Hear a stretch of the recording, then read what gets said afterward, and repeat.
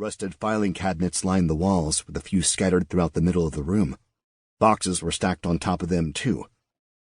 Carrie stared at this strange, interconnected labyrinth of columns and boxes and cabinets. The danger wasn't rodents. The danger was bumping into a load-bearing tower and having it collapse on top of you. "God damn, I hate Jenga," she muttered, sidestepping her way inside the room. She clipped one of the oddly angled boxes with her shoulder and cringed when it swayed, but it didn't fall. Many of the boxes were covered in ancient water stains and split open along the seams. They were held together with duct tape, bursting with papers that had been stuffed inside. Everywhere she stepped was littered with containers that had fallen apart and vomited their contents across the floor. Case numbers were printed on yellowed labels that peeled away from their box's surface, or had been scrawled across the front of the folder in magic marker. Each tower seemed to be stacked by year, and as she reached the back of the room, they grew shorter. She reached the last tower and realized they only covered until the mid-90s. All the years beyond that were stored in the filing cabinets. She found the cabinet for 1981 cases.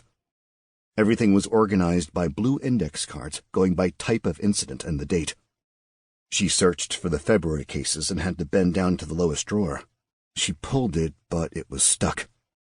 "Oh, shit," she whispered, looking up at the towering stack of case files piled on top of it. Carrie covered her head with her hand and yanked. The files above her swayed back and forth, but held. She gently pulled the drawer the rest of the way out.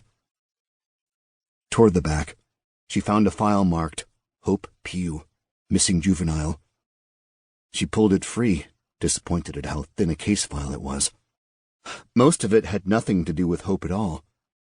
Someone had collected articles related to Oliver Reyn's suicide and Walt Auburn's heroic last stand, as well as correspondence from that time. Someone, Carrie thought.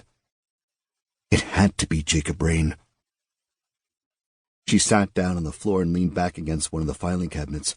She spread the file across her lap and picked up the first page.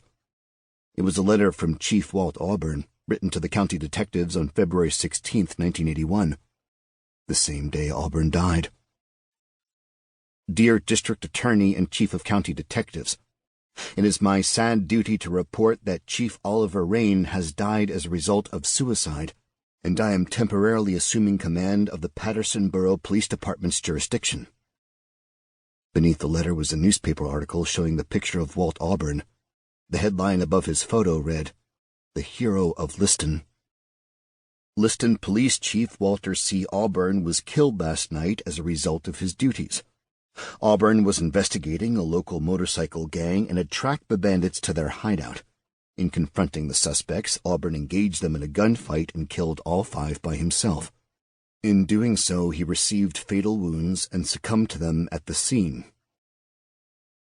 The newspaper article showed 2 photographs of each motorcycle member.